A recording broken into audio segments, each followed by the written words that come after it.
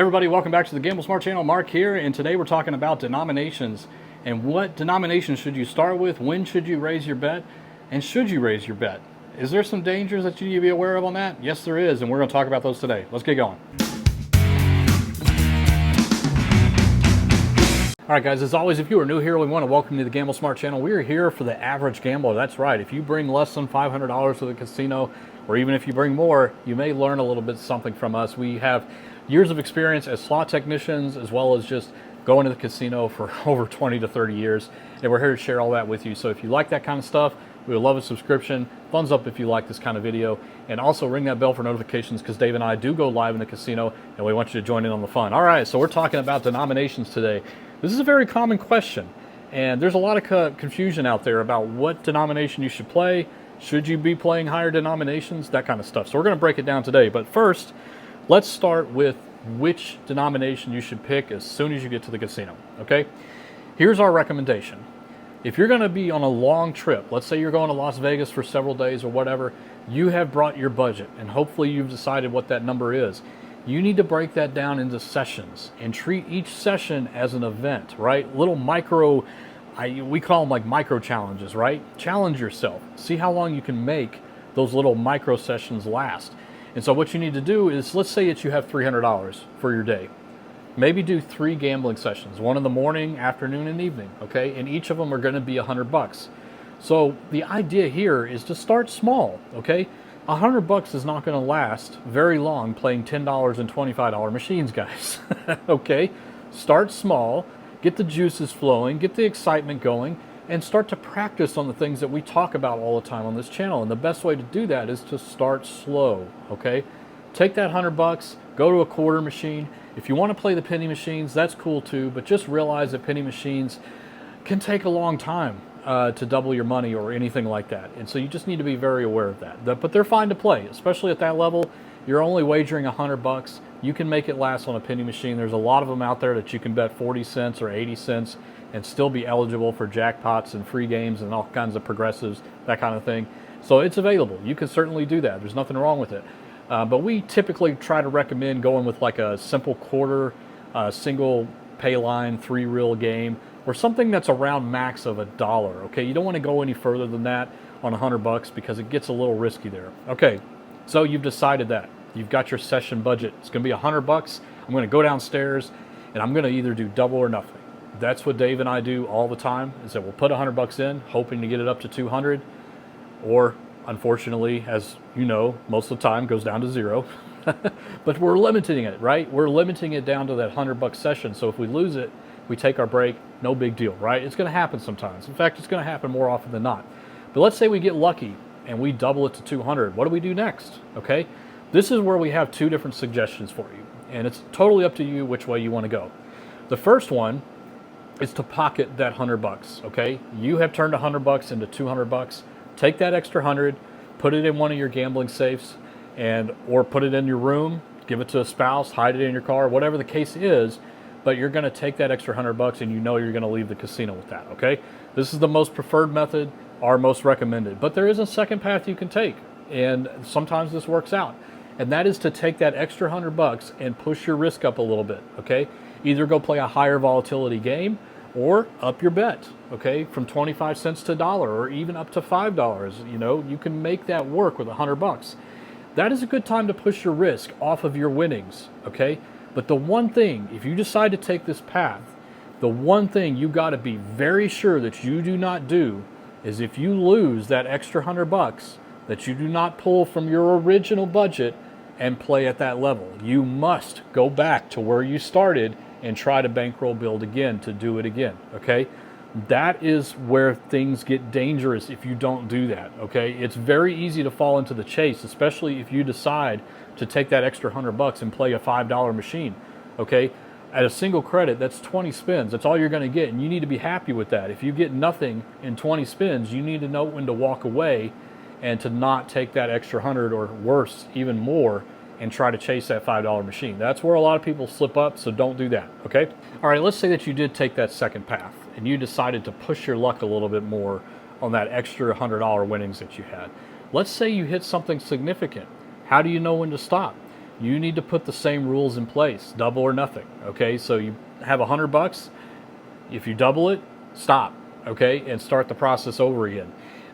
You got to put limits in place all the time. Doesn't matter what denomination you're playing, you have to put your start and stop limits. You need to know when you are going to be okay to walk away. And guys, I'm telling you that slot machine games and the game designers these days are putting all kinds of insane tricks built into these machines to keep you playing, to make you think you almost got something. And what is that doing? Again, psychological warfare to get you to keep playing and to keep putting money in. But you got to be stronger than that. You got to be willing that once you reach your low limit, that you cash out and you go take your break. Or if you hit your high limit, that you don't try to keep playing, okay? And if that means that you can't do a backup spin, fine. Don't do a backup spin. Cash out right there and be happy with the win that you got, okay? So if you take that second path, you still have to play it cool. You still have to put your upper and lower limits in there and make sure that you don't fall victim into the euphoria that could potentially come, especially if you hit something good on a $5 machine. You got to be willing to stop there, okay? Celebrate the win. Dave and I do this all the time. Every now and then, we will take $100 and we will put it into a $25 machine. And that's 4 spins, guys. That's it. But if we get any kind of win whatsoever, even if it's a 5 credit win, we take it and we get out of there because we came across a winner. And you can't just fall victim into that euphoria that you get with winning on a high denomination machine. That's where things get a little problematic, and we'll talk about that a little bit later. All right, now let's talk about the stuff you should never do in a casino. And the reason we're telling you this is from personal experience. Also, we've witnessed this a lot. We see it in the casinos all the time. We see it in the comments. We get it in the emails. Guys, if you decide to push your luck and raise your denomination, you must not stay there, okay?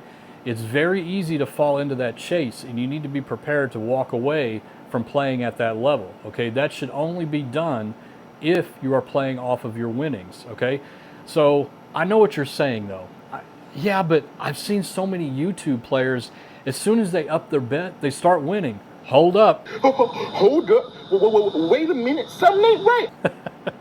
That's right. And you should be saying the same thing. You need to understand that they got lucky, okay? And you may get lucky too. There's nothing wrong with that, okay? But most of the time, it's not going to work that way. And so you need to be prepared that you're going to lose that money on that risky push that you did, and be willing to stop doing that. Don't take out the wallet and keep putting money in. Don't go back into your original bankroll, and certainly don't go to the ATM and start chasing at that level, because what you're going to fall victim into, and this is all by design, guys, casinos are built this way, you're going to fall victim to the chase. You're going to try to chase back those losses. And I'm telling you, as soon as you cross that line, it is very difficult to come back from. You may get lucky, but most of the times you're not. And not all the time are you going to see that when you're watching your favorite YouTuber, okay? So just be very aware of that. So tell yourself, hold up, listen to what Marc and Dave said. I pushed my luck, I lost. I need to come and cool back down and go back to the level that I was playing at before. Do not stay at that level. Got it?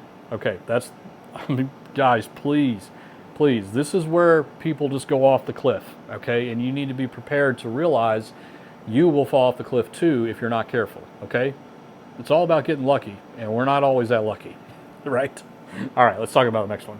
All right, I know what you're going to say on this next one, but Marc, you've said it.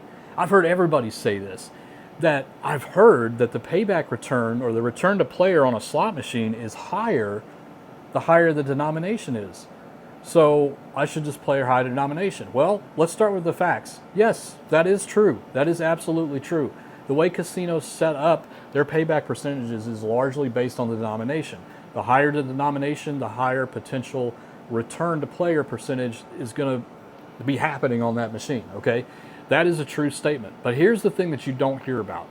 And that is over a very, very long period of time, guys. A 10 million game simulation, okay? That's a very long-term probability play out, right? Okay, so it's not simple like flipping a coin where it's heads or tails. That's the game's over after a couple flips.